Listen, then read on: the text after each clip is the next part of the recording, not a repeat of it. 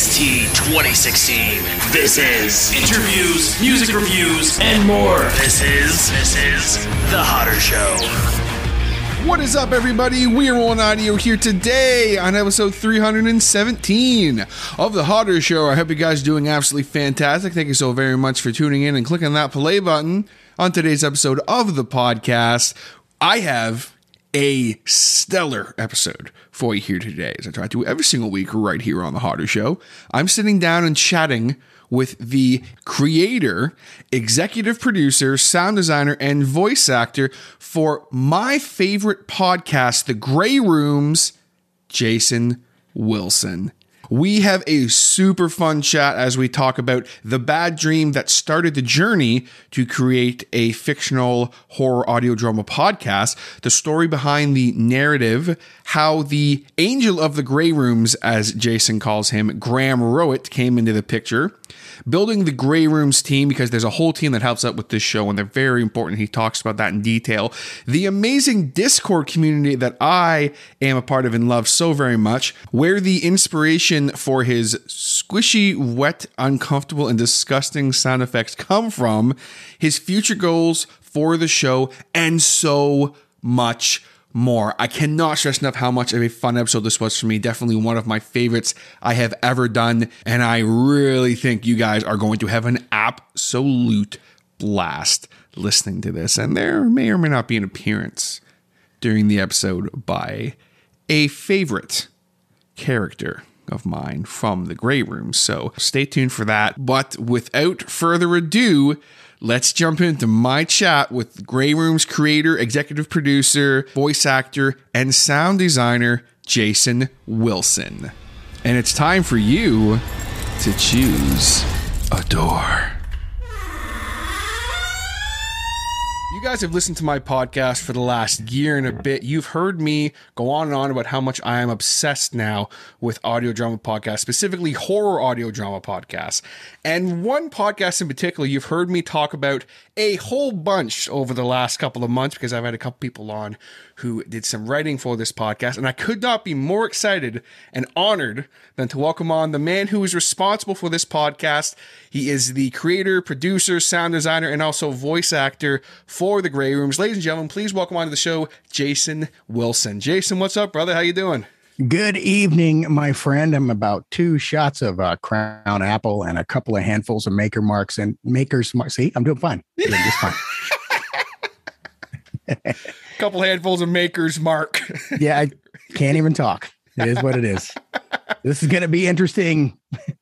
Well, that's okay. I'm a few ciders in. I was telling you before we started that I was just introduced fully to ciders, and I have already had a few of these. So this is going to be a fun fun conversation. Thank you so much for joining me, and it's an absolute pleasure getting to chat with you here. No, thank you. I greatly appreciate it. I know you reached out a while back, and I apologize for taking so long, but you're just a wonderful asset to the community. And as a listener, me personally, I can't thank my listeners enough for listening. And I can't thank you for being such a presence in our Discord channel and a listener to the podcast, and such a supporter that you are. So thank you. I'm the one that's actually honored. So thank you very much. Thank you, man. It's going to be a lot of fun. And the second that, I was just to jump in head first here, like I was telling you, I discovered the Grey Rooms because of Mr. Graham Rowett, shouts to Graham. But what got me to stay and really become a actual roomie in the Grey Room, so to speak, was because of your sound design. Because I'm telling you right now, the second that I put on the first episode, after the intro and everything, within the first 30 seconds, I heard that little light bulb. I went, okay, this is next level, man. This is really next level. And it's such a, for those of you who listen to my podcast, regularly, you've heard me talk about the Grey Rooms a whole bunch, because it's my obsession and I love it so much. But man, where did all of this come from? Where did the idea for the Grey Room come from? What was the catalyst to make you want to actually start creating the Grey Room as an audio drama podcast? A bad dream. When I went to, I'm one of those kind of people that don't necessarily remember. I don't remember any of my dreams. And I was in college for audio engineering and radio broadcast journalism. And one of my roommates in the dorms was his name was Kit, and he was a psych major, and he specialized in like abnormal psychology and dream therapy and that kind of stuff. I don't understand how they go hand in hand, but whatever, he did it. And he said, do you have any kind of memories? I'm like, yeah, bits and pieces here. Like that light bulb was one that was always in my dream. Always. I just remembered the only thing I could think of was like if it's a movie, at least this is what's in my head at this moment. It's a movie. Just think of like subway tiles with like moldy grout, and it's wet, and it's like a blue filter, and it's just flashing nonstop, just constantly flashing. There's a person standing there just kind of like, and they're wet. They're just like, their clothes are wet. They're just bloody and just dirty. So that was my dream. Extremely uncomfortable. Yeah, absolutely. Yeah. A little, just mildly. Yes. Mildly uncomfortable. But, so he told me to write down what I remembered. So I did that every morning. I did that for 4 or 5 months. And finally I came up with a guy in a room with a door, and they went through the door, and he had to choose 2 doors, and then the rest is history. And so I just wrote it down. I actually started writing a story. I'm no author, but I started trying my hand I bought a composition book, and I was going to fill this composition book, and that was going to be my short story. I was going to write the whole story about this guy living this fucked up Groundhog's Day, and I just kind of forgot about it. And fast forward like a decade or more, and I started dating Christina, who's now my wife, and we were just hanging out. And I was renting a bedroom in a house, and coincidentally too, I'll just go ahead and brag on this. It was the only room in a house with a big ass TV. That's all I had. I had a bed on a floor, but I had a 55-inch flat screen TV. What's more important? Let's be serious. Come on. Beanbag and a PlayStation 3, and I was like, or 2 at that time. I was like, hell yeah, check this out. But yeah, so she was sitting there one time, and I was nerding it up. I don't even know what game. I think it was like a Mortal Kombat game or something. Nice. She was sitting there watching me do that kind of jazz, and then she just kind of found my comps. I don't honestly know where she found it, because I don't know where it was. But I look over, and she's rifling through my 4 pages, because that's the extent of my novellas. 4 pages. Arthur, eat it. You know what I mean? So yeah. Screw you, Arthur. What do you got, buddy? Come on. You got nothing on that. But so anyway, she said, well, what was this? And I explained the whole thing to her. And then we put the book down, and we ended up, a while later, we moved in together, started a family. And then I decided to get a different job, because I had worked in radio, didn't pay much. And I became a letter carrier. And one of the things about being a letter carrier is you have just a shitload of time. Mm-hmm. And I'm by myself. And so I was out there just listening to podcasts, and yeah, so I remember her telling me, because I said, I can do this. Because I think I was listening to Laura and No Sleep podcast, and I was like, I can do this. I can edit this kind of stuff. I know I can. And I told her, I said, I think I'm going to get into podcasting. And she said, why don't you use that idea? And I said, I don't know. I don't know if it'd be a good idea. She said, look, you either use that, or I'm going to write a book about it. So boom, there you go. And we named it that night in bed. And we named it that night in bed. We were like, what should we call it? We call it like the Diaries or something, like something. It was originally going to be called like the Raymond Chronicles, or the Chronicles of Raymond, or something like that. But I knew that was going to pigeonhole it, and I didn't want to do that. So I started thinking of movies like Saw, and like, which one? Clint Eastwood, Escape from Alcatraz. And I started thinking of like prison cells. I said, oh, well, that's what it is. What's the color of concrete? Gray. It's a room, the gray room, and he's going through multiple rooms, plural, the gray rooms. And it has to be an E, because the A just looks weird. I think the E looks right, but it is what it is. I think that's my English heritage there. I don't know. I always spell it with an E too, so I agree. Whenever anybody says Gray in like the Discord, I'm like, that just does not look natural. That doesn't look right. So yeah. Well, that's fantastic. And it's so cool, because like, obviously I had heard a little bit about that story, because like you had mentioned about, me being in the Discord. Like the first night I was in the Discord, for those of you listening, I got to watch you edit, and then we got to have a little bit of a conversation over while you were playing the trucking simulator. Oh, the trucking. I missed that. Yeah. So I was kind of fangirling, being like, "Whoa, what's going on with this?" Or like, what about this? And so you're very forthcoming with talking about the show and everything, of course. And so it's cool to kind of hear the full background story of where that came from. But so when you started, you realize, okay, I want this to be this audio drama podcast. Hey, I could do this. You know, like you mentioned, you had a background in radio. We're definitely going to get into that a little later because I want to dive into that too. So when you decided, okay, this is the route I want to go with this, what was kind of that first step for you to start realizing that? How did break that down for me? First step of starting it, just getting it going. Literally two things. One, Chrissy said, either you do it or I'm going to steal your idea. I'm not a fan of that. So I said, cool, fires under my butt. Plus she had heard some of the things because, I had been doing there's actually a internet radio station out there called Radio Riff, RIFF. It's a friend of mine who's actually a patron. But he's a buddy of mine I've been friends with since 2000, 2001. And he does internet radio. And I used to do imaging for him, on the side. And she had heard some of that because I actually wanted a hobby. And I was like, I'm going to do some internet radio. And so this is before the podcasting came about. And so she had heard what I could do with the audio. And so she told me, do this and do that, or I'm stealing it. So I wasn't going to let her steal it. And so on to part two. I literally said, I'm going to make this happen. So I knew what I wanted it to be. I knew what the end goal was. I knew what the emotion I wanted to pull out of the listener was.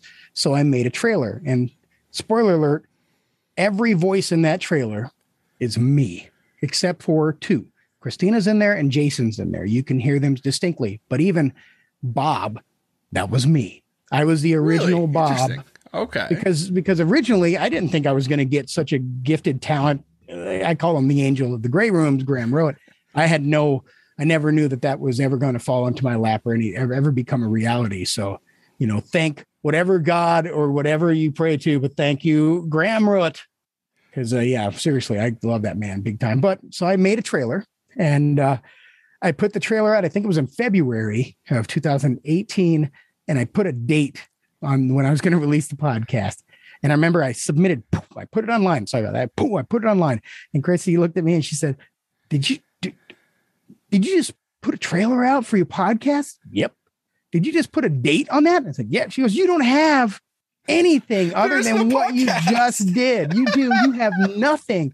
I said, well, I better fucking figure it out then. I'm sorry. I did that all right. Yeah, but I better figure it out then. And she is still to this day kind of chuckles at that because it was kind of weird that it was maybe like a month after I put that trailer out, I got an email from Graham. The rest is history. Wow. Just how things work out too, eh? It's like let that be a pointer though. Let that be a hint. If you have an idea, you have an itch, just freaking do it. Because the universe will make things manifest. Yeah, things will manifest if you freaking make it happen. Just do it. Don't be afraid. For sure. I'm a firm believer in just if there's something you want, like it's something it's kind of a bit of a theme over the last couple of years, especially I've been talking about, like if there's something you want to do, regardless of what it is, regardless of how unobtainable you might think that it could be, just do it. Just go for it. Because if you don't go for it, you're going to be thinking about it, or someone might steal your idea. Right. Yeah. Chrissy. And believe in it too, man. Mm-hmm. You have to believe in it, because if you go into something thinking that there's a possibility that it's not going to be what you think it can be, then it will be exactly what you think it cannot be. Yeah. You need to go into it thinking, I believe in this. I know that this is going to be, and give it your all, give it your best hope, even in the darkest times. Put one foot in front of the other and keep the torch held high, because it will happen. Just do it and believe in it, because the universe just works that way. It's weird. If you put the time and the effort and energy into it, it may take 5 years, it may take 15 years, but it will happen to you if you do not stop. So don't be afraid. Do it. Put out a trailer and freak everybody out in your house and get made fun of for a month. And then Graham Road will send you an email. So I have to ask, what did that email kind of entail? Was it just, hello, my name is Graham Rowett, here's my stuff? And I still have that email. I still have that email saved. It's I should actually pull it up and kind of get a giggle at it one day, because he sent me and he's like, hey man, basically in a nutshell, it's like, hi, my name is Graham Rowett. I'm this guy. I'm this boom. And here's my accolades. And it was condensed, obviously, because he's a professional. He's not going to, he wants me to be able to read it. And it'd be a 7-page email if he had to say everything's done. And he's like, so I'd really be interested in working with you. So I reached out to him and said, hey man, this is great. I would be really, I'm sorry. He also included a link to him for his rates and everything else like that. And I clicked on it. I was like, ooh. So I sent him an email. I said, dude, I'm just some guy on a laptop that barely runs in a kitchen with a really bad idea. You know, I was like, I can't do that. I'm maybe in the future. I remember telling Christina, I was kind of like a little demoralized or a little kind of beat up by that, because here's this professional guy coming out, and I was like, oh my God, I could work with this guy, but I can't afford him. And you know what? This dude sent me an email almost like, I remember I sent send, and it was basically me saying, hey, you know, next time, you know, if I got some money, I would love to work with you. Sorry, till then, I'm just some dude, so I'm going to do it all by myself. Send. I think it was like 2 hours later, I open up my email and there's a reply. I was like, what? And literally it said, just send me a script. And so I sent him a script, which ended up being The Gardener. And I got it back, I think, the next day.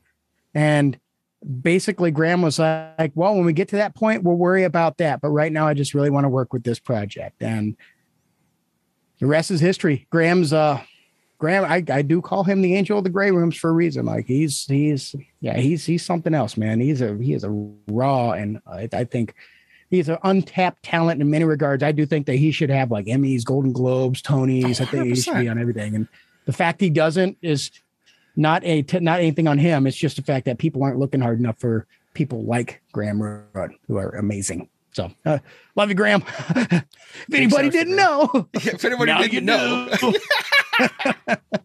Oh, bromance happening here. No, listen, that's like, all right. Like I said, like I am, you know, what drew me to the Gray Rooms was Graham, but then, you know, it was like, okay, this is a project. Like I've said to him before, basically anything you're involved with, I'm going to check out. But, you know, I check out the Gray Rooms and I was like, oh, like this is, I think I came into it pretty late too. I think you guys were on at the end of like season 3 when I found the Gray Rooms, and I was never like, too late. I started season 1 and I was like, I got a lot to catch up on. And like halfway through season 2, I was like, holy shit. Like is this podcast just going to keep getting better and better? And then season 3 came along and I was like, oh yeah, it will. Okay. We're going to keep expanding on stuff. Like, holy shit. What is this going to like? It's a good problem to have, I guess, right? When you have, like you've already mentioned, you just have so many talented people that become involved, and, you know, all the writers that you work with and everything. When you originally started like working on the idea, was it always that you were going to have, because I believe the term you've used before is like, it's a horror anthology podcast where you have, for those of listening who are not familiar with the Gray Rooms, I implore you to go check out the Gray Rooms because it's fantastic. But basically there's like a story in the intro kind of based on the actual Gray Rooms, and then each door is its own story. Was that always the concept of the show that you wanted from day one? That was what you wanted? Well, it was my dream. That was my dream. Now, granted, in the dream, I didn't like live all the stories that that the individual goes through, but this person, I just distinctly remember would go into a door, and I do remember in my dreams it was like a big flash, like woof, you know, and then they would almost like fall on the ground, boom, which we integrated into season 3, where you kind of almost spit out of the door onto the floor, and Beckett would just be like, oh, and hit the ground and just kind of cough and wheeze and stuff, because, you know, they're getting back into, you know, living again, I guess. But yeah, it was always kind of a recurring cycle of just sucky. However, I do have to say that Brian, the first narrative author for season 1 and some season 2, talked me out of my initial idea, which was the Gray Rooms was going to stay exactly what it was. The Gray Rooms was going to stay. And now with because again, I'm a sound guy, I'm kind of linear in my thoughts, and, you know, with the stories, I'm not a writer. And he said, well, let me give you a pointer. How about we change the scene every season? And he had to sell me on it, because I was like, hell no. And we sat down. Rooms, bro. Yeah. Because I remember telling him, this doesn't make any freaking sense. And then he was like, no, it's, you know, you set the foundation, and boom. And so I was like, you know what? You're right. And season 2 became, and after season 2 started, I said, all right, he's got a good pointer. So I have to give Brian a lot of credit to, developing the broadening of the sphere that we see the Gray Rooms in. So that's a lot to do with Brian there. So hope Brian's doing good. Yeah, for sure. Shout out to Brian. That's, you know, and I mean, obviously looking at it, it's such an interesting concept with the show, because what I think, just speaking from a fan standpoint, what got me really was, yes, obviously that first episode, season 1, I mean, coming out of it with the Great War, like, I mean, that was a very interesting story. But what was so interesting about it, that whole first season, especially I think for me, was just the dynamics of everything. It's not like, it's like you're saying, it doesn't have to be linear. You can really do whatever you want. You know, every door can be so polar oppositely different from the last one. You never really truly know what you're going to get. And that's what it really keeps the listeners on their toes. And for you as the sound designers, that's something that I would imagine it's a challenge. It's almost like a fun challenge every episode. You're sitting down, okay, I can't just rest on my laurels. Not that you would, but just, I have to kind of be creative. It's a different creative outlet every single episode, right? I mean, it would be nice sometimes to just go, this is like, I just got to do like 1 or 2 doors opening, woof, woof, somebody talking out the story. Great. I love that. No, running through a compressor, you know, we're done here. Yeah, right. It's, I have so much fun. It's weird. I've said this before, and I don't know if people really, I don't know if I sound crazy when I say this, but when I read a story, it's great. I love it. But the second I sit down to edit it and I actually start hearing the voice talent, the voice actor, actress, whoever it is, start saying the lines, boom, the television in my mind comes on and I can see the picture. And so I'm like, oh, I can hear. Okay. So they're outside. Oh man, I hear this butterfly. And over here on the right in the back, about 40 degrees here, I hear a cricket. And like, so I can envision, like, I'm actually standing in this field, or I'm standing in this room, or I'm riding in this car. I can hear, I've been in a car. I know what it sounds like to ride in a car. I know what it sounds like to ride in a train. I know what it sounds like to be in an airplane. I know what it sounds like. So I try in my television, in my mind, to translate that to the audio so everybody else can kind of just feel what I was seeing in my head at that time. So it's an absolute blast. Like with the Great War, it opens up with, you know, the explosions and gunfire and everything, because in my mind, I saw rolling credits with like a black screen, and then the screen slowly fades in with maybe like a Sephora filter or some kind of, maybe even like a blue gray. And there's just people running through the trenches. There's dirt flying everywhere. There's explosions, and there's smoke from the tail ends of the bombs. And I don't know, just, you know, people bleeding out of places they shouldn't be bleeding out of. And it's, I don't know. It's just, yeah, it's a friggin' blast. So if you do want to write for the Grey Room, just keep in mind, I definitely want to make it the worst experience ever. I was telling Jason before we started, guys, like, man, there is the most recent season 4, which so far is fantastic, even though I am unfortunately a little behind. I fucking love it. But Jason is great, and his listeners, especially us in the Discord, love to say that Jason is obviously very talented at everything he does, but he seems to have a particular talent for finding the most uncomfortable, squishy noises in the world. And I have a pretty strong stomach and sense of, you know, everything. And man, there are some times where I even feel a little uncomfortable listening. It's just like, oh man. But season 2, there is an episode 2, Smile. Oh, see, yeah. It involves a dentist. And that's all I'm going to say, guys. Go check it out. And there was one point during that episode, there was a sound effect you have of scraping, and it's about a dentist, so you're not going to be doing too many spoilers there. Yeah, but just picture the worst possible dentist experience you could think of, and that's pretty much what you're going to hear on this audio drama. I don't know. This could actually probably be even worse, in my opinion. You know, you add in the other element there. But I hope it's way worse. It better be. If I went to a dent, I think there was someone in the Discord. Oh, shouts to CM getting ready to go to the dentist. She was like, I can't listen to this episode. Like, she's like, I got like 5 minutes in and I had to stop. And I was like, I hear you. So we had a really good time over in the Discord channel over in the administrative side. We were just chuckling back and forth, reading everybody reply and respond to the story. And it was just, we were just really loving it, because that's what that's kind of what makes us tick as horror podcasters. I mean, we're in horror, you know, so when we go and we see people cringing and just like wanting to fold in half, like, oh God, I need to find a safe spot and just rethink my life because I listened to this podcast. We're over on the other end, like, yeah. So yeah, we're just digging it. It's a good time for us. That's what gets you up in the morning. Let's be real. You know, right, and I get it. Totally understand. Like, you know, when there's nothing more satisfying than when you're going for, especially, I mean, obviously some stories wouldn't lend themselves quite as well to that as others do, of course. But even, you know, again, season 4, the very first episode, Team Spirit, I believe it's called. Yep. You know, again, I don't want to give away too much, guys. Go check it out because it's the most recent season. You got to go check it out. But very interesting twist on. Yeah. My first time doing something like that. Yeah.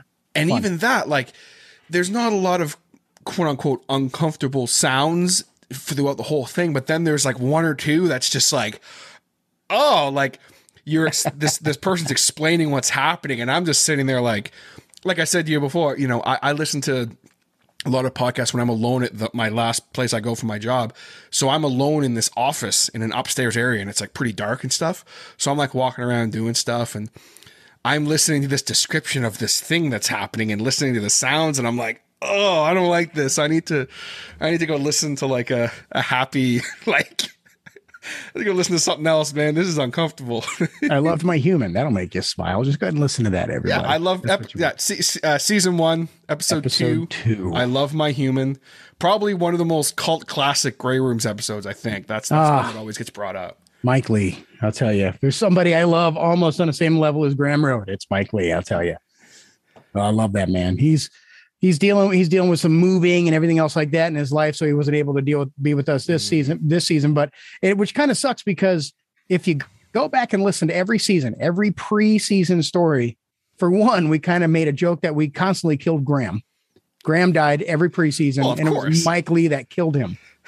So, because Mike Lee did every preseason story that Graham Rowett died in, and and he unfortunately wasn't able to be a part of it this season, which. A little part of me died when that happened, but it is what it is. So I friggin' love Mike Lee. And so answer my text, Mike, if you listen, you jerk. Get on it, Mike. What the hell, man? Come on. Welcome Baker's busy moving. Come on. Yeah, right. No, shouts to him. A very, very talented individual. I mean, we could probably speak for a whole hour just on some of the people that are involved in the rooms alongside you, but just give me a quick kind of Cliff Notes version. Of the people that work with us. Okay. Well, let's just go ahead and start with Brooks Bigley. Brooks is a wonderful human being. Not only is he just a very nice, sometimes Brooks is really good at what's the word? When you call him like, damn it, I'm in such a bad mood. I'm pissed off, Brooks. I'm mad at you. And I'll call Brooks and he's like, yeah, man, whatever. And you get on the phone, you're like, no, Brooks, you're all right. I'm not really so mad at you anymore. Like a Jedi mind trick or some shit. You're good. He is. That's it right there, man. That's it. He's like, these are not the emotions you wanted to have this morning. You're like, God dang, I don't. That's right. I didn't. I know. Anyway, so Brooks, he has a really good delivery. He's very smart. He does a lot of behind the scenes stuff. He does a lot. He does all the show notes. He deals with our Patreon. He works with our social media, him and Graham. And then he does the behind the door, and he does just a phenomenal job. And he's just a really good dude. I really, really enjoyed Brooks Bigley as a human being. Mm-hmm. And then obviously we have Hale Sheriff.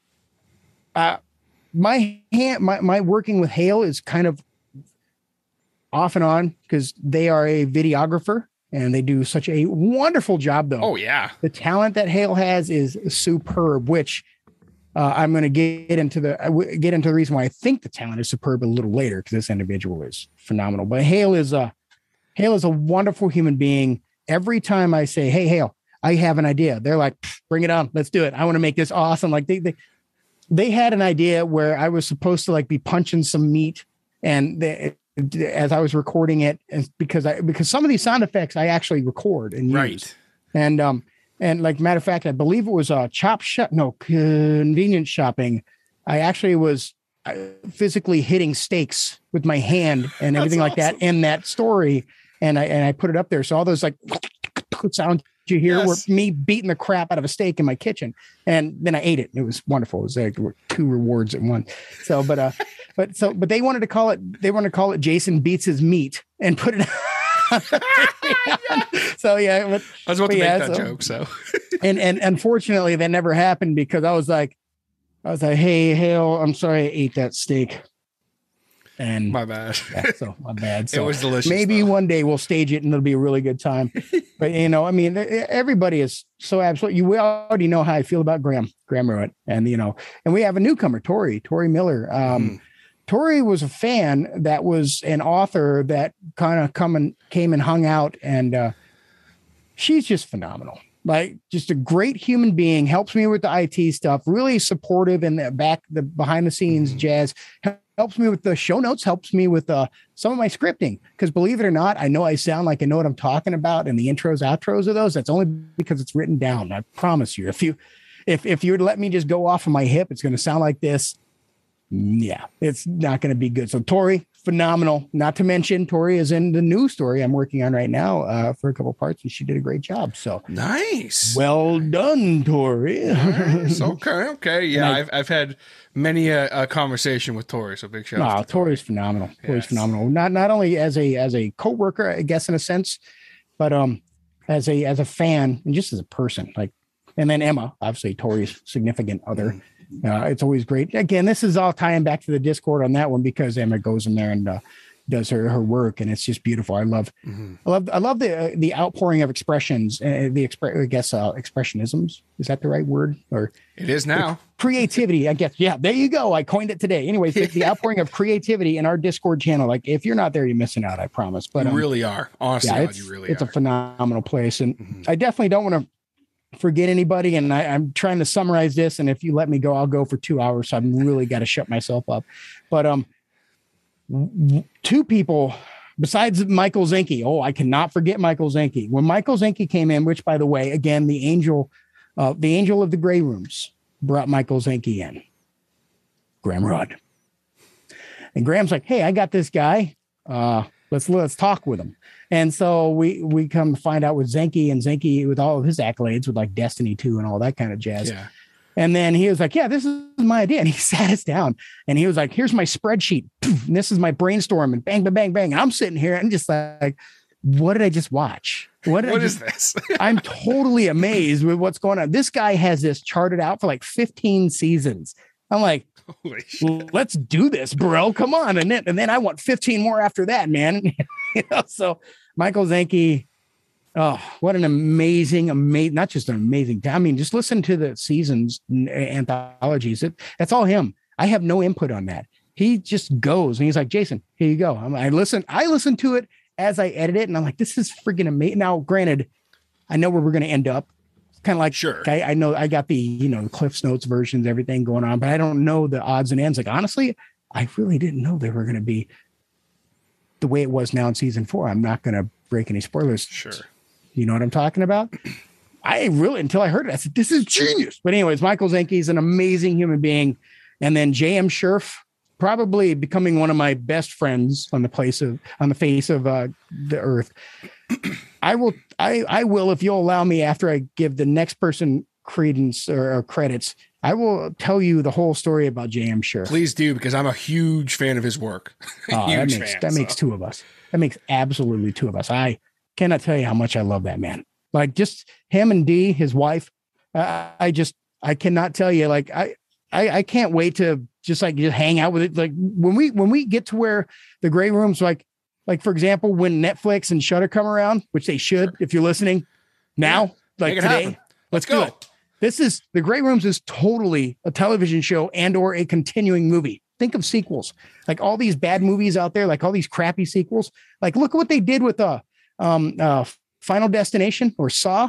They just made all these really terrible fucking sequels. You don't need to worry about that with the Grey Rooms because it can't be terrible. It's all solid. Let's just go. You can already, you have half the cast already ready to go. Like, come on, right? Yeah. So when y'all come around, we'll get to chit chatting on that. But J.M. Scherf, man, I tell you, when that money comes around, I'm going to move this guy next door and we're going to hang out until we're really old men. Cause I love that man. I tell you, something else. And, but one person that really needs a lot of yells, a lot of high fives, a lot of accolades, is essentially, well, she is my COO. That would be Cassie Petit. Cassie does not get a lot of recognition because she does a lot of behind the scenes stuff. But for one, all the artwork you see, it's her. She does all the artwork. Not to mention, we have some stuff coming out with our Patreon, with our subscription boxes and stuff. She designed all of that. Besides just all the artistic crap and all the just awesomeness that is being Cassie Petit's friend, she is the whip that keeps people in line. Like she keeps, I mean, she thought me, Jason, do you have this done? Yeah. Well, you need to get it done. Yes, ma'am. I got it. So, it's like Cassie, creative direction. She exactly. That's right. Yeah, Cassie Petit, like she is seriously my right-hand woman in that sense. I couldn't do a lot of this stuff as far as like the administrative and like keeping everything going and all that jazz. I couldn't do it without Cassie. So Cassie needs a hell of a lot more credit than I think that she gets sometimes, because she is a wonderful, wonderful, wonderful friend, human being, and an excellent manager, podcast manager. So no matter where she goes, let's say the gray rooms were to disappear tomorrow. If Cassie Petit's name is on it, you need to listen to it, because she's going to make sure that shit runs good. Damn right. So anyways, and I mean, that was a long summary. No, that's it. Like, and I mean, being someone who it's interesting for me, like when I'm telling you, the Discord was really a game changer even for me too. Like I came into it and I felt like I had heard these names, right?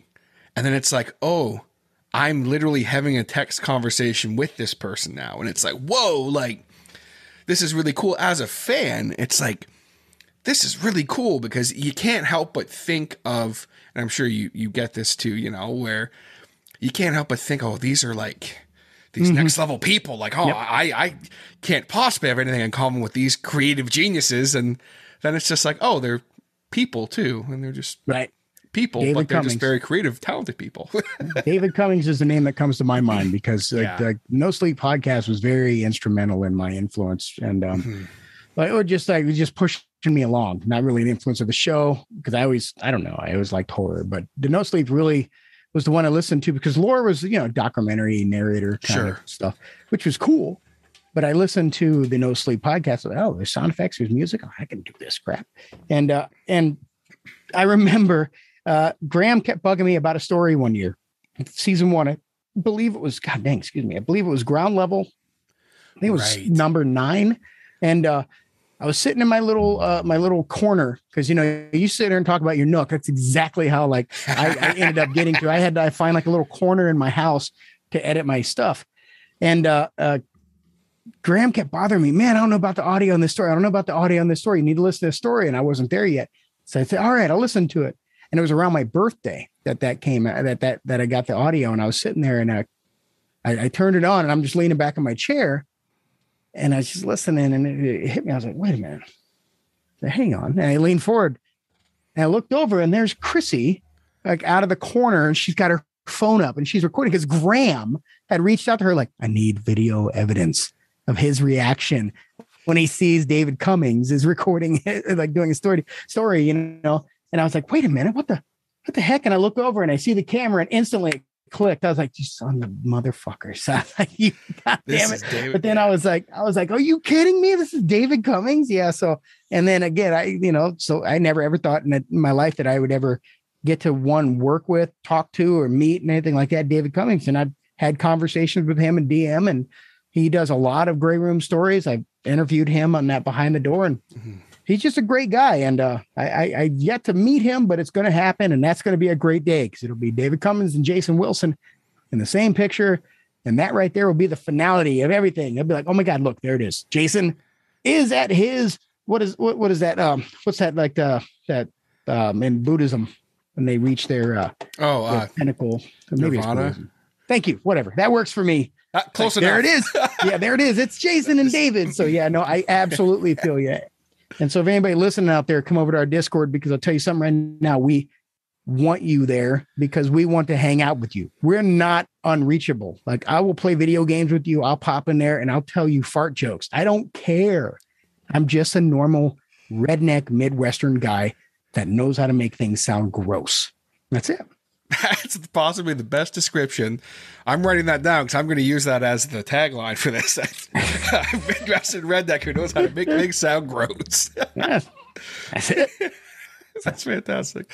That's it, man. Well, again, like that's, I could talk for an hour just on the fun times I've had on the Discord, like, and the interactions I've had on the Discord and, cool opportunities I've gotten from the Discord. Obviously for those of you who have checked out my show before, like, having Arthur on, that wouldn't have happened without the Discord. Even having Mark on, that wouldn't have happened without Discord. I wouldn't have had you on without being in the Discord. So like, it's such a cool thing. And it's something that I didn't know anything about until the Grey Rooms. I never really was in with the Discord stuff. And it's such a cool community. Everyone involved on the management side of things, so to speak, are awesome. But then also just, there's almost like this whole other world in that Discord that is just there's so many moving parts, and there's the different chats, all the authors go in and send stuff back and forth, and the gaming channel and art being sent back and forth. There's so much. If you're listening to this right now and you're not on the Discord,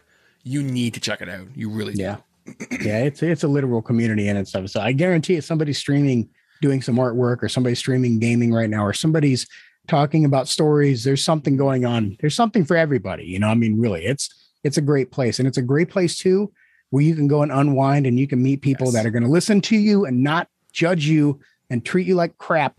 You can go there and be like, look, I'm having a friggin' bad day. And everybody's like, cool, tell us about it. Now let's go play Dead by Daylight. And you can take it out on all of us because we can't get generators fast enough. So yeah.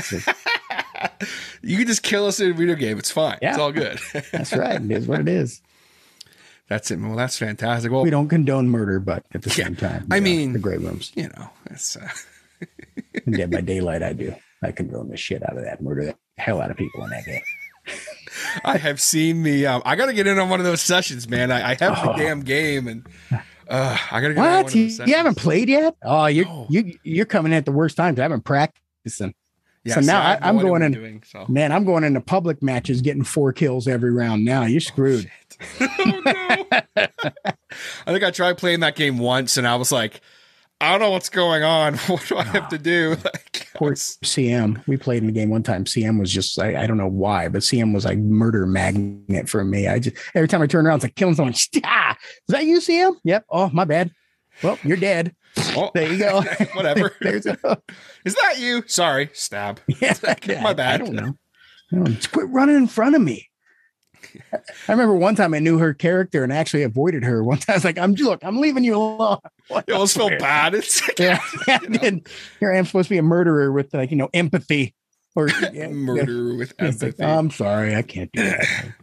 Well, speaking of, that's a terrible segue, but speaking with murderers with empathy, on top of the fact that, you do the sound design and production, all that stuff for the Grey Rooms, the last thing I want to make sure we touch on for the Grey Rooms binaural sound design. Yes. Is you do a few voices on the Grey Rooms.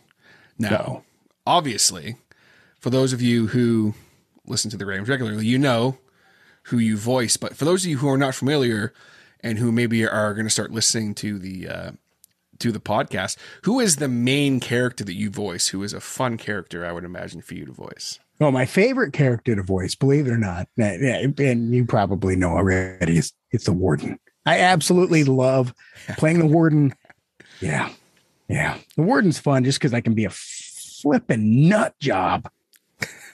I just imagine sometimes what my family thinks when they walk by my door when I have it closed.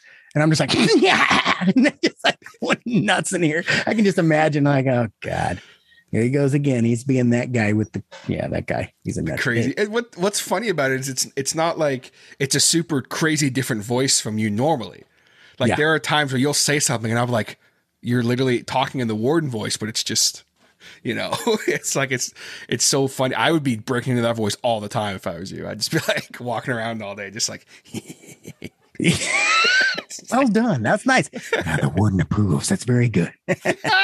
Yeah. Otherwise, I'll hang you by your friggin' toenails. Oh God. Yeah. Originally I was going to reach out to the Warden for this interview, but I was too scared. So, I mean, I get that. That guy's a nut. He's psychopathic. Did you not hear how excited he got throwing knives at Beckett? It was like, it was almost like playing a Nerf war, like laser tag. That guy's crazy, dude.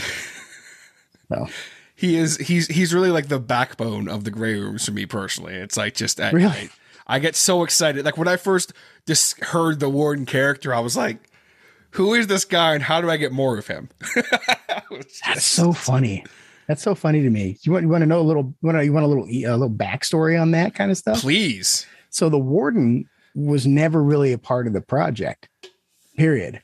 So when this started, I had no idea that I was going to, again, be blessed with somebody like Graham Road or like, again, Warren Richardson, who was, again, another one of the first actors, which if you don't know who Warren Richardson is, listen to the story Labyrinth. He plays the Minotaur. He's got the very deep voice, which is funny because he's also an Elvis Presley impersonator, which is funny, but whatever. I mean, do your thing, but listening to his voice, like how, I mean, with your voice, if you were singing Elvis, I almost think it would be like the only people could hear it would be like whales and stuff. Like, but whatever, I'm just saying, like this.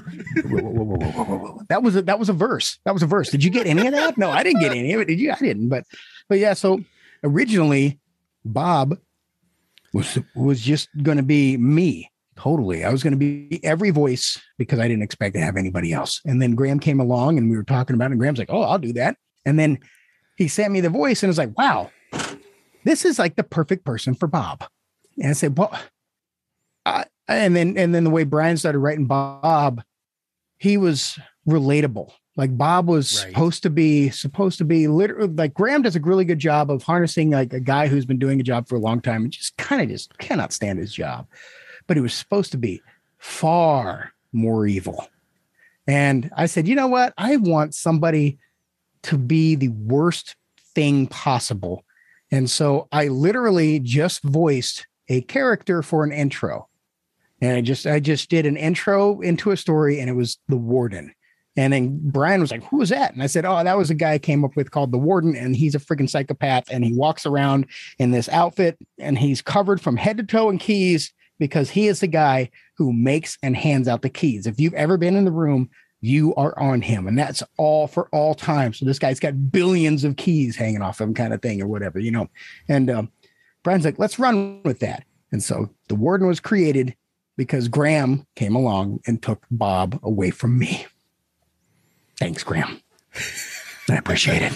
Which, I mean, as fantastic as I'm sure your Bob would have been, I couldn't imagine not having the Warden, right? Like, it's almost just everything's meant to be, right? And like you said, like the character of Bob is so, he's such a dynamic character. And like, there are times when, Graham, he just fits into that so well, like you had said, but not having that lovable psychopath running around, come on. Well, I wouldn't say lovable psychopath, but that just... Oh, Brian had some liberties where he made the Warden kind of goofy. I was digging it. Like actually, and Brian created Todd to kind of be like the Batman and Robin there, and he kind of wanted to be like, literally like that. Like the Warden's this unhinged psychopath, and he has this like bumbling boob next to him. And when we gave it to Alistair, and we're like, I kind of think of like a Cockney dude. And Alistair came back with what he had, and he's like, that's just why don't you have Tony's in him? He's like, who are you? So yeah, that is a super talented dude right there, man. Alistair Mackey is just man. The character of Todd too is just, and that's what's so cool about the Grahams. And that's like when I talk about the Grahams with people, they go, oh, so like it's like a horror story podcast. I'm like, yes, but there's also this whole other kind of story that's happening with all these super fun, unique, terrifying characters. And like there's so much more to it than just, oh, it's a horror story narration. Well, no, there's a lot more to it than that. And characters like Todd, Bob, the Warden, Beckett, there's among season others. 4. Yeah. Everyone involved in season 4. Like and that's what's so cool about it. It's like as this project keeps evolving. You forgot a big one. That everybody always murmurs about. Samantha Winters. Yes, right. Samantha Winters, of course. How could I forget Samantha Winters? Yeah, Sarah Ruth Thomas. When I was listening to that season, so my fiance's name is Samantha. So I went through a phase where every time I heard Todd say Samantha, I'd come off work. I'm like, hello, Samantha. I think Alistair would be happy with you right now. I've listened to a lot of Todd. If I have a few beers, I can do it. Okay, Todd, I guess. That's right. But yeah, like, so I literally, man, I would come off work. Just like, hello, Samantha. Like, does she listen? No. So it just bounces right. She doesn't. She doesn't really get it. Yeah. I told her, I'm like, no, there's this podcast. You know, she's just, that's nice, dear. You know, like just, you know, but yeah, no. Well, and that's one thing too I want to mention that's so funny is like, and I think I said this to you in the Discord that first night, like, you know, I don't have a huge background in horror. I've never really been into horror. And yes, you know, I guess technically audio drama wise, SCP Archives was kind of sort of my first delving into that world a little bit, but I can see that. Grey Rooms was really like what made me be like, okay, there's some elements here that I've never really experienced. And then I'm like, it's kind of almost expanded my world a little bit with horror, where it's like, there can be these well thought out stories that can still scare the crap out of me. And it's not just silly nonsense, you know? Well, yeah, we're not all trauma films. Yeah.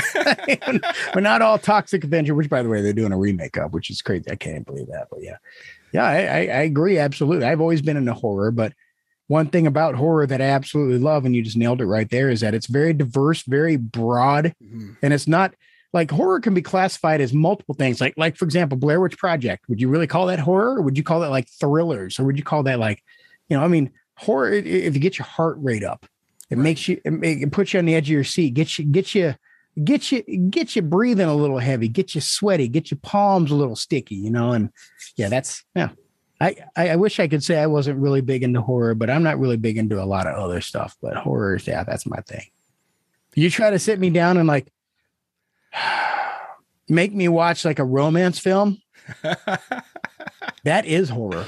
That's horror. Yeah, I get it. Oh my God. I would rather get popcorn stuck in between my teeth. So just saying. Sorry. No, I feel you. So with horror with you, like, was that something you were always into from an early age, or did it kind of, as you grew up, you got into it? Or I've always been in the darker stuff. Like even when I was younger, my grandmother used to read, which looking back on it, I didn't realize how, socially improper the stories were, but I used to listen to a lot of like Huckleberry Finn stories and everything. And my grandmother would read them to me, and she would really elaborate on the environments. Like she would set the tone, like lower the lights and put a blanket on me and just really read me these stories and get me sucked into them. And then she moved me into like the Hardy Boys and Nancy Drew and more of the murder mystery kind of stuff. And then she would start reading to me about like things like Jack the Ripper. And I'm a little kid, and this is my grandmother, dude. So I come from a really fucked up family, apparently. But I don't know. I always was really, and even I guess some fantasy, because not necessarily books, but like movies like Neverending Story when I was a kid and stuff like that. But I guess horror just always just grabbed me, and it just really intrigued me. It put me in a place to where I wanted to be afraid. I wanted to feel the emotions that horror bring out. Whereas most other stuff, like even comedy, I love comedy, but it's like, I mean, I can go for the rest of my life without ever watching another stand-up show or ever watching another comedy movie. But I don't think I could go without watching another thriller or horror movie. Right. You know, but yeah, it didn't really come around until I'm sure you've heard this. I was like 10 or 11 years old. I always bounce around on the age, but it's 10, 12, somewhere in there. And I watched Evil Dead 2 on accident. And that was it right there. That's when I realized, man, I love horror movies, and I'm a huge Bruce Campbell fan, even though I heard he's a douche, but it is what it is. I love the man. And Bruce, if you ever want to do some voice work for the Grey Rooms, pro bono. That's all I got to say. Listen, I'll say this right now, Bruce. Listen, if you want to be a part of the Grey Rooms Netflix adaptation, I mean, it's coming. Oh man. You know, I'd love to get on that Shudder. That'd be something else, right? That'd be cooler. Let's be serious. Just so fitting. So fitting. Yeah, that's my next subscription service. I think is Shudder. I think I'm going to get into the Shudder. You have to. I mean, come on. Yeah, it's like $5 a month, man, and you get like the new Creep Show is stupid. It's amazing. Like I can't stop watching Creep Show because I just have like my ties and stuff. See, it's all tying back to your original question. Yes, I've always been into dark shit. I don't know why. I've never hurt animals. Matter of fact, I'm the kind of person that's like, I will go to rescue places and try to help animals. I go to homeless shelters. I go to like, there's a place out here called Lydia House. We take our kids there, and it's a place for like battered and beaten women and their families. And we go there and we like volunteer and feed them and everything like that. Yeah, that's a little inside stuff. Dude, at least I don't think I'm a psychopath, but for some damn reason, that horror and murder stuff, man, I'm just like, yeah, that's amazing. I really enjoy that stuff, you know. No, trust me, I hear you. I hear you. Like pretty recently started dabbling a little bit in the Reddit horror story writing, and I remember the wife happened to see a snippet of one of my stories, and she went, "What is happening here?" And I was like, "Have a talk." You gotta understand, like, this is nuts. You're taking it out of context, but the rest of it's worse. So just, I think it's a healthy thing where, horror is an outlet. I believe I was speaking with Mark about this when he was on, where horror is a very healthy outlet for negative energy. Right? Sure. And absolutely. If you just it's like anyone who has a creative bone in their body at all.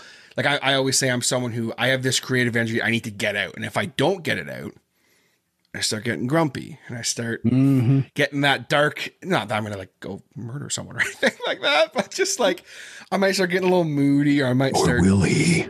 Or will I? No. Welcome to the gray room.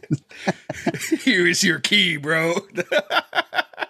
I'm going to go on vacation, but while I'm gone, TJ, he's going to run the show for me. And don't you damn open any of your friggin' mouths. There you go, TJ. Have fun. Thank you. Bye. That was more Batman.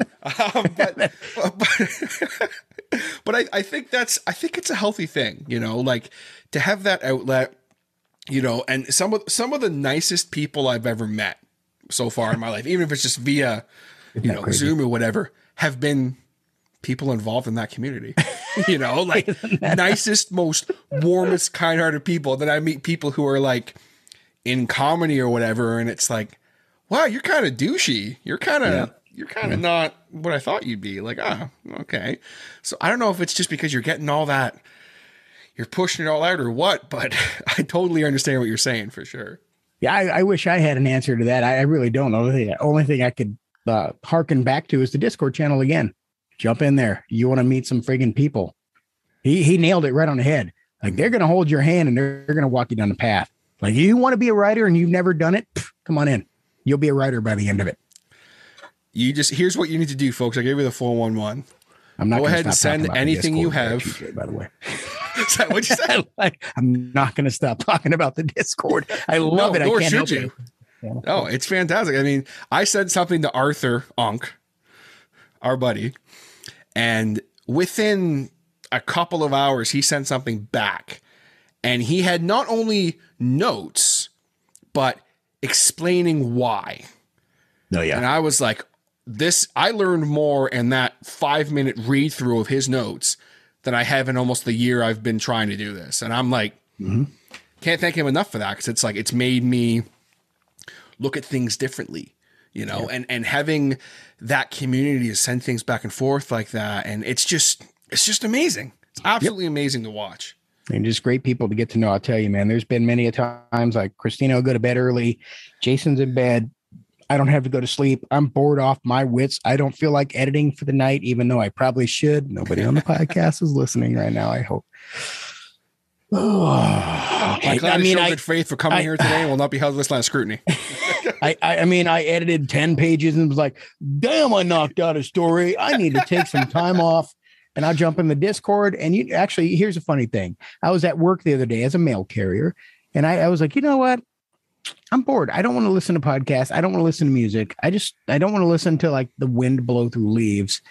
And so I opened my phone up, opened up Discord, went to a voice channel, boom, turned on a voice channel, stuck the phone in my pocket. And within like 2 minutes, I had CM, I had Riggs, I had all these people in there. And I was having a conversation while at work with my patrons, with my Discord peeps. And why? Because why the hell not, man? So yeah, again, if you're not in that Discord, you're missing out. I'm telling you, there's a hole in your life, and it's going to be filled by the gray rooms. Here's your key. Hi, I'm the Warden. And if you have a hole in your life, fill it with the Gray Rooms Discord. And I'm happily there to be at your son and or daughter's wedding, to be the one to send them off to their happy place. So if you need somebody to really bring the light out in family festivities, the Warden is there. Email me. I'll get back. And he will also murder on the dance floor. What? Never. Oh yeah, dance floor. Yeah, that's right. I wrote the Thriller dance. That was me. That was me. I was like, hey, you need to be zombies. Michael was like, that's a good one. I said, that thanks, Mike. And then yeah. So, anyways, like I sidetrack. Sorry. I wish the Word making an appearance though. Oh, come on. It's inevitable. One, have Maker's Mark, and two, it's me. So I mean, so eventually, I had hoped the Warden was going to make an appearance, and there you go. That's right. I'd have the Warden officiate my wedding, but I don't think the wife would go for it. Oh, I mean, her loss. I'll run it by her, see what she says. Yeah, right not. Sure. That's it, man. If anything, I'll send you a recorded message. Oh, that would be that would be fantastic. Can we talk for a second before we move on? One more thing I want to mention about the Discord, bringing it back up again. There was a period of time where I don't know how it really started, but there's also these little inside things we talk about in the Discord once in a while. Oh God, I think I know where you're going. There is a voice memo on my phone I have that I will never delete. And it is of Graham Rowett as Bob saying the word honk. And that's it. Honk. As a goose. I have never heard this. Really? Okay, hang on. I'm pulling this up. Screw the podcast. Oh, man. I'm pulling this up. Hang on. Oh man, you know it's funny. So we had an off-season chat one time, and if you want to cut this out, you can, but it's nothing salacious. We had an off-season chat and we were talking about developing a season. We're like, well, maybe we should kill somebody off, And I said, why don't we kill Bob off? And Graham said, no. What? No, we can't kill. So Graham loves playing Bob. Graham loves Bob. He does and you're right. I don't think there's anybody that could ever do it as good as him, for sure. So. No, as far as I'm concerned, he is the only Bob. There is no other Bob here. Okay. This may not be the best quality, but you guys got an exclusive. This matter. I gotta hear this. This is it right here. Did you hear that? Hang on. I got my speakers wrong. Try this again. How did you get that? He said it to you in Discord? Yeah, he said it to the Discord. Oh, God. Graham's having fun. He's having fun. Mind me sharing that, but I know. It was this damn honk thing that started because someone brought up a goose or something, and it still hasn't stopped. There was the one night I was at work, like you were saying, I was at work and the Discord was just popping, and I was like, what's going on? And I jump on the voice chat, and everyone's just like, honk, honk. And I was like, what the hell is going on? Goose rounds, yeah. I have no idea where that came from. I have no idea at all. I think somebody screwed up. I think somebody said something wrong or something. I don't know, but I did realize that. And okay, one little spoiler here: in season 4, at the beginning, there's a thing that happens, and apparently there's a goose in the background. There is. And you know what the funny thing was, is I did the sound design for this and I had no idea that was there. And somebody pointed it out and I went back and listened. I said, son of a bitch, how fucking crazy is that is there, that this is going on right now in the Discord. And I just happened to include a flipping goose. So, and if I can break the secrecy a little bit here for some of the Discord people, they were all freaking out because they thought you would put that in. That's like a little. And I was like, he totally put it in. I'm sure. Like, I was like, no, probably was already there, but let's just say, for everybody's accidental. sake, that it was. I mean, haha. There you go. If you join the Discord and make a funny joke, maybe it too will make its way into the bedrooms. I don't even know. Yeah, you're right though. Every morning, it's like honk morning to all you guys. Or something like a good honk morning. We're gonna have good honk morning. You know? I don't know how that started. I really don't. But whatever. It's really funny. Everybody seems to have a damn good time with it. However, I will say that picture Arthur put up of my supposed Warden cat, I friggin' printed that off. I love that thing. That is my cat. Zanky, that's my cat. Period. And that's what's so, again, just so amazing about the Discord and the Grey Rooms community is, yes, it's this fantastic podcast and it's terrifying and it's creepy and it's uncomfortable and all these wonderful things. But then also there's this community that's just like, we're making jokes about honking. Like what? Like, yeah. Not in the Discord. Like horror stops at the doors of the Discord. Like, done.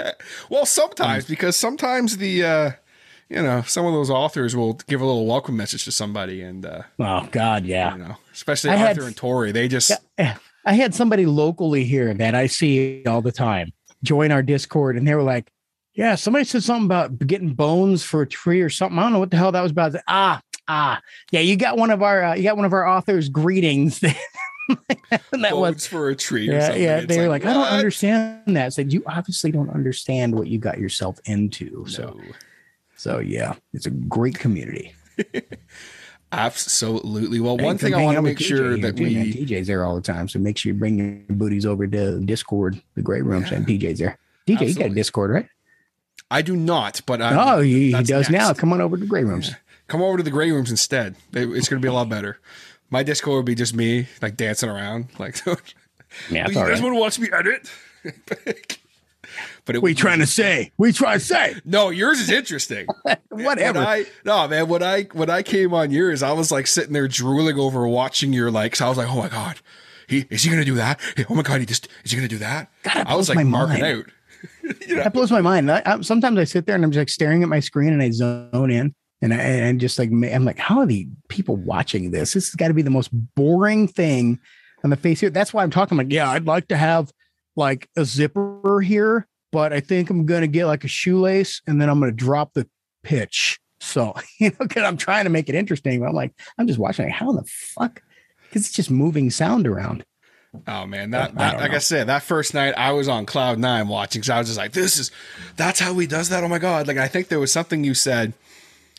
And again, to me, it sets you apart from some of the stuff out there when there was a sound like someone was entering a building and the door closed and you were like, what pisses me off is when someone goes from being outside to inside and there's and they say there's blowing wind outside and all of a sudden there's no noise from outside. Oh yeah. You're like, what, where did the sound go? Like it just disappears. And I was like, whoa, I'm going to steal that. Like, that's true. That's true. 100%. And just because you walk into a room doesn't mean like the world disappears around you. I mean, shit, you got to integrate that. That was from check-in. Yeah. Right. Oh, so I think that was a little bit later on, but yeah, no, that was something for me again that I was just like, that's freaking hilarious. That's cool. Stemming from the sound design and all that, I wanted to make sure we talked about this because I'm just very interested in it myself. You mentioned that you were in the world of radio before. No. How did what's 14 the story years behind that a little bit? Yeah, well, I went to school for broadcast journalism, and the reason why I did that is because anybody who doesn't know, I live in Nebraska. I live in the middle of America. There's lots of like bib overalls, big F1, F-250s, and corn, and American flags everywhere. It's a lot of redneck stuff. It's good stuff. It is what it is. I enjoy it. Right, absolutely. And I actually live in a suburb of the biggest city, which coincidentally, here's the funny thing. I live in Omaha, Nebraska, which I believe the population is like 812,000, something like that. I just found out that the population of San Francisco, California, not including the surrounding areas, but San Francisco is like only 880,000. So San Francisco is only just like, a couple of drunk Saturdays away from the population of being Omaha, Nebraska. So we're not small, damn it. But anyways, I live in a rural suburb of Omaha, which is about 2,000 people in it. So I live in a small little redneck town. And yeah. Oh shit! I just totally lost my train of thought. TJ, get me back on track. You were talking about like just where you're at. Wow, how did I kind of lost it too there. Okay, repeat your question. You got to keep this in. Yes, you would. Well, that's how you know I've had a few drinks too. When I completely lose it myself. Radio. Yes, That's radio. Right. I'm sorry. So yeah, I lost it too. Harken back to my win. Anyway, so Nebraska, I always wanted. Okay, so I wanted to get into video games and everything, but I wanted to do sound design because I actually went to school for animation and CGI. Oh, but nice. I don't have the patience for that. I don't have the patience. I just don't. Yeah. But sound, I always loved explosions in it. By the way, that was the best. You got to keep that in. That's amazing. Like you need to clip that crap. That needs to be a highlight. Anyways, but being in Nebraska, they don't have just audio engineering classes. It has to be tied into something else. So right. I went to broadcast journalism because obviously y'all can tell I don't know how to shut up, sober or drunk, doesn't matter. And wow, wouldn't you know it? Radio was a very natural fit for me. I did really well in radio. Like I went to school and I aced most of my classes, which in high school, I'm telling you what, I was like a D student. Okay, I wasn't that bad, but you know what I mean? I would so barely try. It was right. Sure. That's good. Yeah, but it's like I just didn't care, nothing really grabbed me. But when I got into broadcasting school, even classes like business math were interesting. I don't know, just something about it. But a little brag on that. When I got into my first practicum, where we went in and we practiced being radio DJs, I made it onto the air at the college station. Nice. And my first practicum. The next person to get on air after me was 2 semesters later. So nobody in my class, I was the first person to make it on air. And by then I'd already been kicked off air. And that's another story. I'll tell you that one. That's a good one. But anyways, yeah. So I got into sound design and everything else like that because of radio. And because I wanted to do sound design is where I found that I enjoyed radio. And I remember turning a microphone on and realizing I was in front of 800,000 people, at least, and right here. And that was the scariest thing in the world. But the second I was like, I went by Buckethead. That was my name. Don't ask me why. Buckethead? Because that was in college, because when I got into the professional world and actually started working in professional radio, I went by PJ because I was actually a producer. My name's Jason, a producer Jason, so I went by PJ. And it was like Q985 962 9898. This PJ in his house, this is pink, blah, blah, blah, blah, blah. And it was a good time. I just had a really good time. So yeah, I worked in radio for a long time and I did a lot. I actually, God, I'm really going to draw this out, aren't I? When I got out of college, I had a hard time getting a job. And so I literally grabbed the yellow pages while I was working a job going around collecting the money out of vending machines. And I would call radio stations every day. I did that every day. Call every radio station in town. Hey, do you have openings? How can I apply? Do you have openings I can apply? Finally, I got through to one, and which happened to be the biggest top 40 station in the city. And they brought me in for an interview. And the guy who interviewed me was a really good friend of mine from college who was on the morning show, who was a good buddy of mine who now worked over there in their department. And he brought me in as an unpaid intern. So I had to come in and just do all this random garbage, which if you ever look up a name, Houston Alexander, who was a UFC fighter, he was one of the guys before he was a UFC fighter out of Omaha. He trained me. He worked in radio here at station called Power 106.9. He trained me before he got in the UFC and everything. And started beating the crap out of guys in 48 seconds. Yeah. It's a bad I remember watching, I was like, that dude taught me how to use this microphone. That was that guy, So anyways. I was knocking dudes out. So, yeah, he just broke that guy's jaw in 48 seconds. So I know that I'm just, Houston, whatever you need. I got it. No big deal. You need move this? You need me to move more than just this? I'll move whatever you want. Whatever you want, bro. You want me to pay you to have me move it? I mean, that's fine. I'll do it. No I'll wash your car, like whatever. That's right. So I'll give you my car while I wash yours, and you can have them both at the end, huh? It's good whatever times, you want, right? bro. Whatever. Yeah, bro, don't kill me. So yeah, radio was that, and then it worked for Radio Disney and all that. And they listened to me do some of my, they had these little side booths. I'd go in there and fart around and just make these little sound effects. And they asked me one day, hey, do you want to start doing some production work? And I said, I mean, yeah, I don't really have much experience in that. I said, well, we listen to what you do. You have plenty of experience. So then I started making a lot of the commercials, like, you're listening to 98.5, and all that kind of crap. And they would let me do it.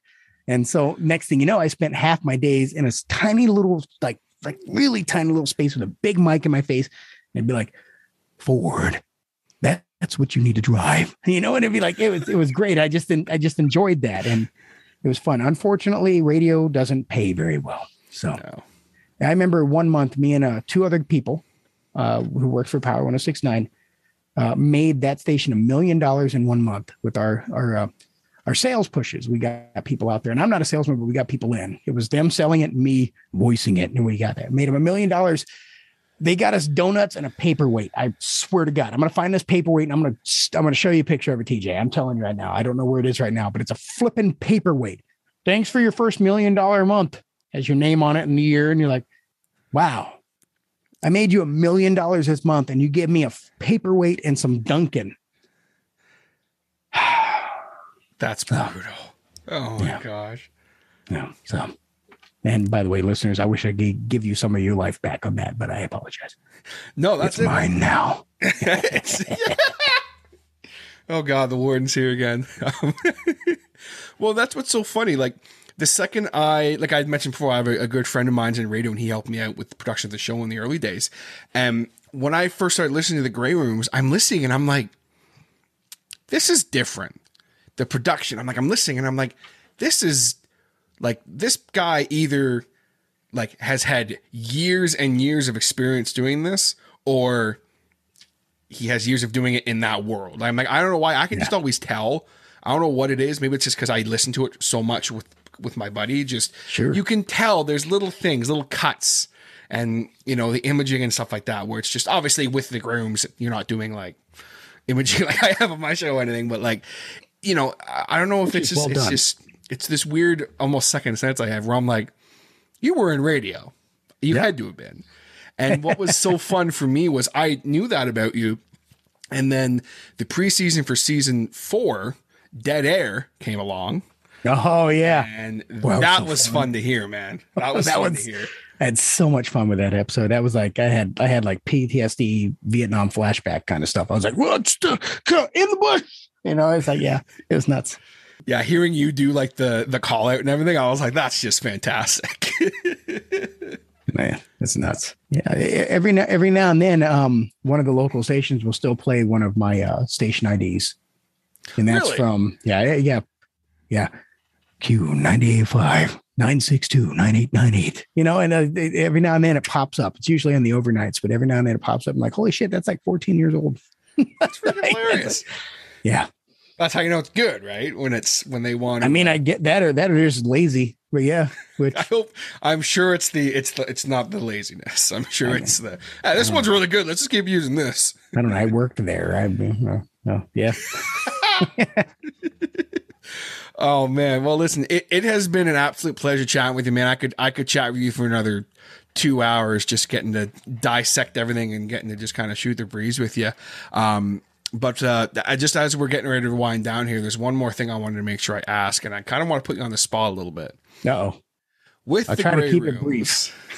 Do you have either a couple of episodes that really stand out to you as like episodes you're most proud of, or do you have one in particular that you really look at as, okay, like let's say someone wanted to listen to the Grey Rooms for the first time. Do you have an episode that you would like to show them first, or is your opinion of, start at season 1 and just go through everything?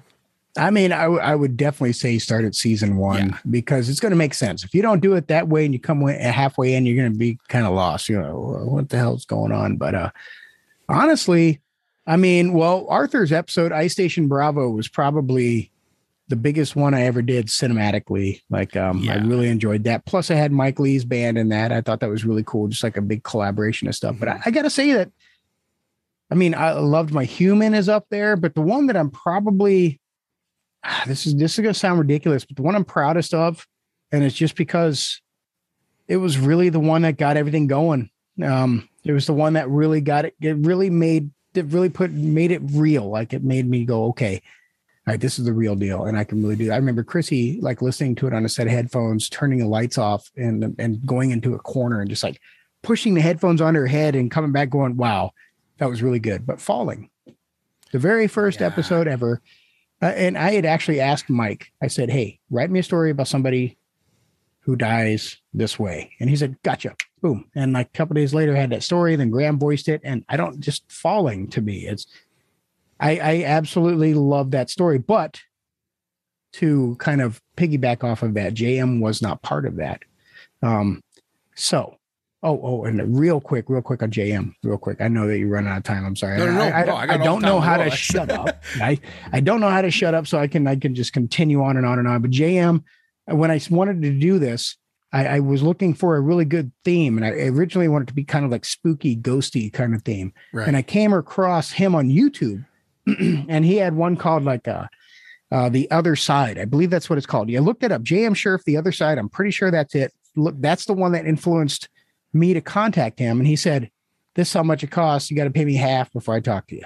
So I said, boom, gave him half.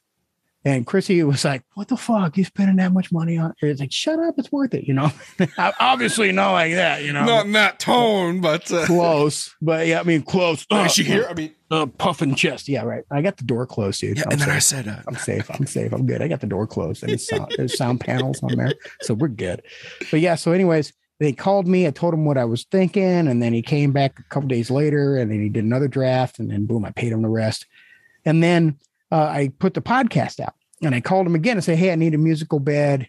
I'll give you X amount of dollars. Can you give me just a bed? And he said, yeah, cool. So he gave me that and I paid him. And then it was like a little bit later because season 1 wasn't done in order. Now they're done in order. I do one through whatever in order. Before I was like, oh, this is going to be harder. So I'll do this first. And it was just really, really ended up screwing me in the end. It really made season 1 a lot harder than it needed to be. But I called him and I said, hey, have you ever thought about doing this kind of stuff? And he said, I was waiting for you to call me. And so we had a talk and he said he'd never heard a podcast in this kind of vein before. And they did this kind of thing. Normally podcasts use people talking. He didn't know about the audio dramas. And so he wanted to jump on. And the first story he did for us was the last 2/3 of I Loved My Human, because the very first beginning of that was not JM Sheriff.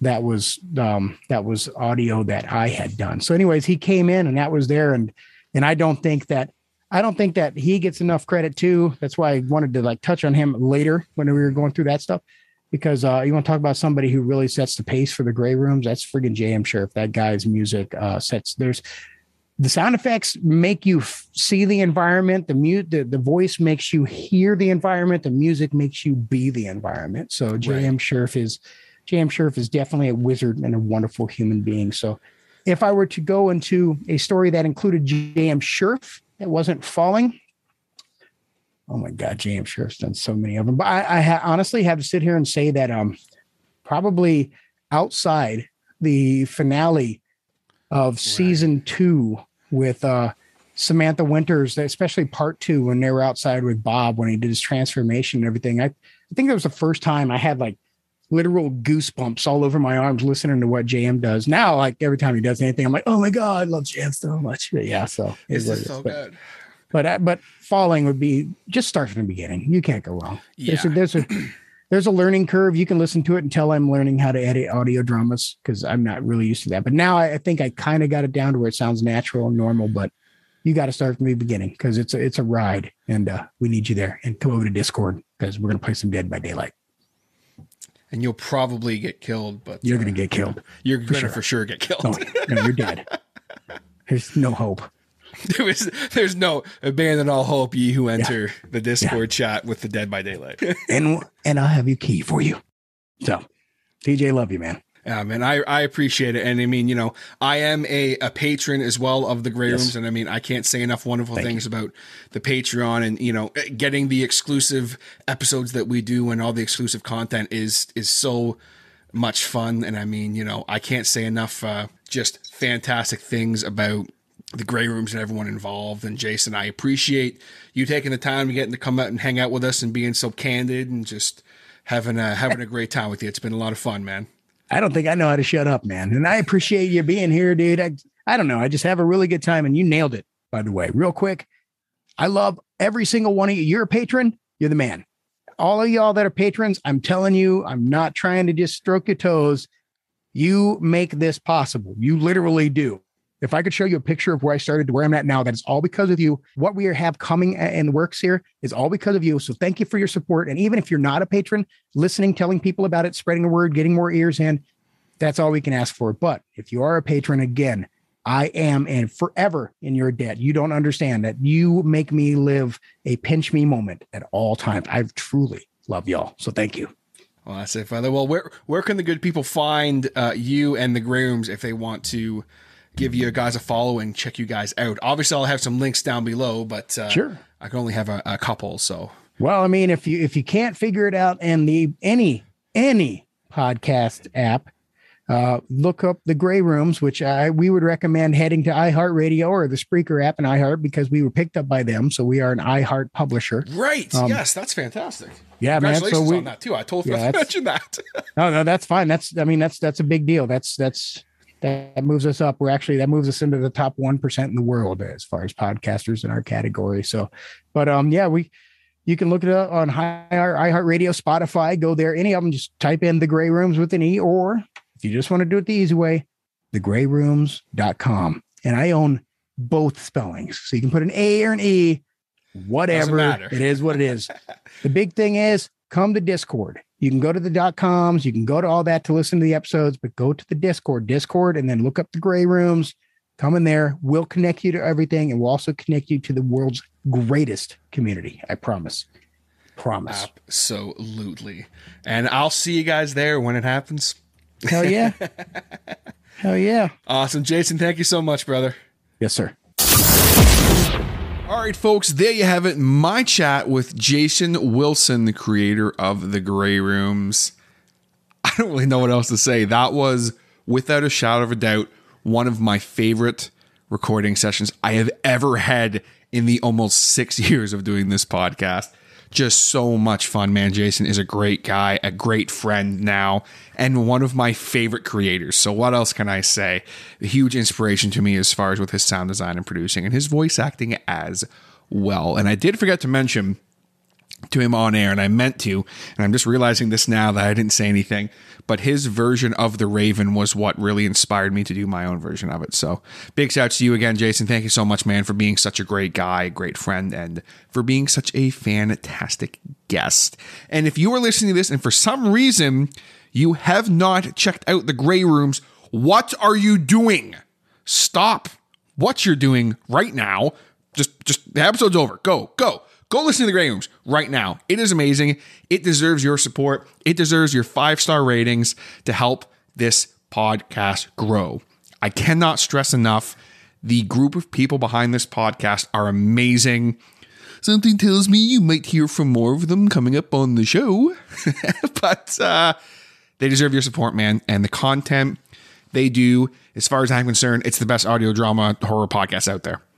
And I'm just saying that. I've listened to a lot of them. There's a lot of amazing audio horror drama podcasts out there. Do not get me wrong. A lot of amazing stuff. But to me, the Grey Rooms is number one. And that's for many different reasons. One of which is because of my guest here, Jason Wilson, because of everything he does for the show. So huge shout out to the Grey Rooms and everyone involved in the Grey Rooms. Without a doubt, just an amazing podcast. So go check it out. Link down below to the website. Find it in all your podcast apps. And go listen. And join the Discord. I'll be there. Come hang out. We'll have a great time. I'll associate all the homies over on the Discord. Big shouts to all the Discord homies, all the roomies. Honk! We have fun over on the Discord. So come hang out. And if you are listening to this podcast for the very first time, thank you so very much for checking out The Hodder Show. It means the world to me. I have a ton of other great content with content creators, musicians, authors, interesting dynamic people, local businesses, and I also do something I like to call music showcases, in which I will play a band's album or EP in full and then we'll kind of do a bit of a review. It's more of just me talking about what I like about the record, not really a traditional review. But what I've been doing lately also is I've been having the artists on who talk about the album in detail. So if that kind of stuff interests you, be sure to hit that subscribe button, leave a rating. If you're on Spotify, leave a rating because Spotify has ratings now, and that's my main platform. So go over to Spotify, help your boy out, or you can also subscribe on the YouTube channel and just come hang out. Come be a part of my my community, man. We really are trying to build this wonderful community. And in the spirit of building a wonderful community, I have relaunched my Patreon. That's right. The Hodder Show is back on Patreon. And if you would like to support The Hodder Show for less than a cup of coffee at some places, you can do that. And if you'd like to support The Hodder Show for a little more than that, I very much appreciate it. It is, of course, totally optional, but check it out, patreon.com/The Hodder Show to help this show out. Once I reach my goal of $30 a month, I'm going to start doing a Patreon exclusive podcast that you guys can check out, as well as live streams, live editing, just live hangouts and things of that nature, and also behind the scenes looks and possibly early access, things of that nature. I want to grow the Patreon, but I got to hit that first goal. Once I hit that first goal, I'm going to dive headfirst into the Patreon stuff. So if that is just you, go ahead and check out the Patreon. I seriously appreciate it. But even seriously, leaving a rating helps this show grow and helps my show be found by more people who may enjoy it.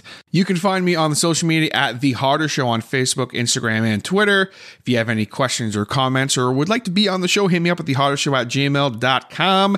With all that out of the way, I'm going to sign off here today. Thank you so very much for tuning in, and I'll catch you next time on The Hodder Show. Take it easy, guys.